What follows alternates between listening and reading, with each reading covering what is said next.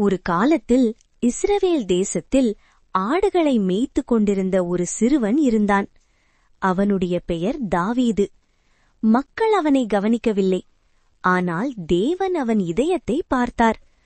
ஒருநாள் தேவனுடைய தீர்க்கதரிசி சாமுவேல் தாவீதுவின் வீட்டிற்கு வந்தார். அவன் சிறியவன் என்றாலும் தேவன் அவனை ராஜாவாக தேர்ந்தெடுத்தார்.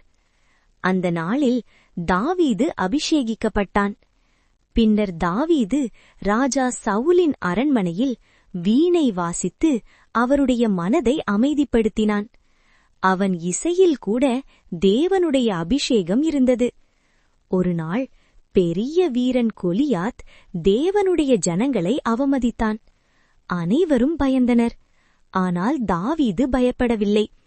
நான் சேனைகளின் கர்த்தரின் நாமத்தில் வருகிறேன் என்று சொல்லி ஒரு கல்லும் ஒரு கயிறும் கொண்டு கொலியாத்தை வீழ்த்தினான். சிறிய விசுவாசம் பெரிய வெற்றியை கொண்டு வந்தது. இதனால் ராஜா சவுலின் மனதில் பொறாமை எழுந்தது. தாவீதின் உயிருக்கு ஆபத்து வந்தது. அவன் ஓடினான், குகைகளில் மறைந்தான். ஆனால் தேவனை விடவில்லை.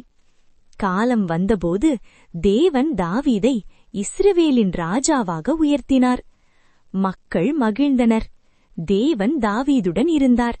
தாவீது தவறுகளும் செய்தான். ஆனால் அவன் மனம் திரும்பினான், அழுதான், தேவனிடம் மன்னிப்பு கேட்டான். அதனால்தான் வேதாகமம் சொல்கிறது, தாவீது தேவனுடைய மனதிற்கு ஏற்ற மனிதன்.